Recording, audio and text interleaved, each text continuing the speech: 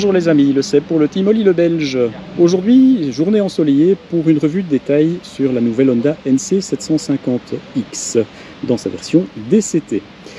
Alors, cette moto un petit peu passe-partout, c'est la philosophie de la machine puisque Honda l'a voulu comme étant une machine pour faire les trajets quotidiens, les trajets boulot-dodo, les trajets urbains. C'est un trail, un SUV en fait, un SUV de la moto. Comme on en trouve beaucoup dans le domaine de l'automobile. Alors cette moto, eh bien, elle est propulsée, on va commencer par le moteur comme d'habitude, elle est propulsée par ce moteur bicylindre parallèle de 745 cm3 avec une disposition quasi horizontale. On voit que les cylindres ne sont pas fortement relevés. Alors, disposition de cylindre comme ceci, eh bien, ça participe au rabaissement du centre de gravité de la moto et contribue largement à une très très bonne maniabilité. Ce moteur développe 57 chevaux à 6750 tours par minute et 69 Nm à 4750 tours par minute.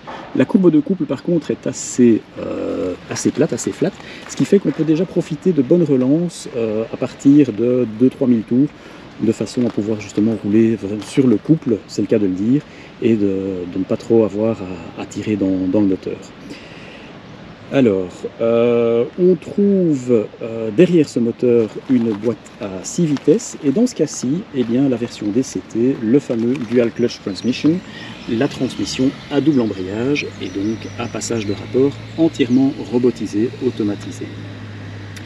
Pour cette moto, la version DCT n'est certainement pas à négliger. Le comportement de cette boîte est vraiment formidable pour les trajets urbains. Le pilote n'a vraiment pas à se soucier de monter les rapports ou de rétrograder. On est vraiment sur une bécane qui fera tout pour vous. Ce moteur est enserré dans un cadre en tube d'acier type diamant, qui contribue à une bonne rigidité de l'ensemble. Encore une fois, bon, avec la puissance de 57 chevaux, on n'a pas besoin d'un Delta Box en aluminium plus mieux. Ce cadre en tube d'acier fait parfaitement son office. Il est vraiment très très bien dans cette moto et on peut vraiment compter dessus. Niveau suspension, Showa à l'avant, fourche de 41 mm de diamètre avec un débattement de 120. Freiné par un disque de 320 de diamètre et pincé donc par un étrier Nissin à 2 pistons. Un pneu de 120 de largeur. Et ensuite à l'arrière, on va trouver un mono-amortisseur ProLink de marque Showa toujours. Pour l'arrêter, pour la freiner, un disque de 240 type un peu pétale et un étrier confié à Nissin avec un seul piston. Et un pneu de 160. Alors 120 et 160 au niveau dimension des pneus, ça contribue également à une excellente maniabilité de la moto. Ajouté à ça avec le centre de gravité qui est très bas, c'est franchement un véritable vélo. Elle est donc parfaitement à son aise dans l'exercice de la ville. J'ai oublié de vous parler du débattement de la suspension arrière, il est de 120 également, 120 mm également comme la fourche. Le poids de la machine, 224 kg. Elle a gagné 6 kg par rapport à sa devancière, ce qui n'est quand même pas négligeable, donc on a encore un meilleur équilibre sur cette machine. Et puis les plus petits comme moi trouveront leur compte puisque la selle également a été redescendue de 3 cm au lieu de 830, elle culmine maintenant à 800 mm. Le réservoir est d'une contenance de 14 litres. Avec une consommation donnée de 3,5 litres par le constructeur, eh bien, si vous faites le compte, on arrive quand même à des étapes supérieures à 350 km. Après ça, en parcours routier, on s'est quand même rendu compte que la moto consommait un petit peu plus. On tourne plutôt aux alentours des 4 litres au 100 km. Et bon, de nouveau, avec 14 litres, on arrive quand même très très loin en autonomie avant de devoir faire le plein. Au niveau des aspects pratiques, eh bien, on parlait justement de ce côté urbain et la capacité d'emport de cette moto est quand même franchement très très bonne. Dans la mesure où, eh bien, avec la clé, on parvient à ouvrir un petit coffre qui se trouve ici, enfin un petit coffre, tout est relatif, qui prend la place du réservoir d'essence. Le réservoir d'essence est placé sous la selle pour redescendre le centre de gravité encore. Ce coffre a une contenance de 23 litres. Il a gagné légèrement en contenance par rapport à l'ancien modèle. Et on commence à rivaliser un petit peu avec certains maxi-scooters qui proposent une capacité d'emport assez intéressante. Il est bon de noter également que Honda a prévu une capacité d'emport supplémentaire avec des options de bagagerie, avec donc des valises latérales et top case qui sont prévues dans le catalogue des options. Niveau de l'ergonomie de l'équipement, eh bien, on se trouve de nouveau à la maison. La machine est très facile de prise en main, les commodos sont on ne peut plus classiques. Donc sur le côté gauche, on va trouver le commutateur de phare, le SOS, le changement de mode, le bouton de sélection, klaxon clignotant, toujours un peu particulier de voir le positionnement du clignotant par rapport au klaxon. Bon, ça demande un certain temps d'adaptation. Et puis également les commandes de rétrogradage et de montée de rapport de la boîte DCT si on pilote cette moto en mode manuel. Une commande de frein de parking que nous avons ici autour du bras de guidon. De l'autre côté, très classique, un bouton coupe-circuit démarrage et la commande de boîte pour passer en drive, en automatique et en manuel.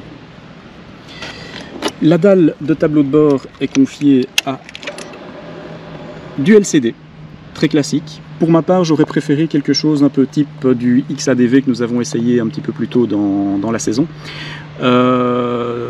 Parce que plus clair, plus lisible, mais bon, néanmoins, on a le principal, les bonnes informations sur ce tableau de bord. Alors au-dessus à gauche, on trouve la jauge à essence, au-dessus au milieu, une horloge, nous avons un compte-tours qui occupe la partie centrale sous forme de bergraphe, avec un compteur kilométrique, un compteur de vitesse en plein milieu. Sur la droite, on va trouver les indications de puissance, de contrôle de traction et d'antipatinage.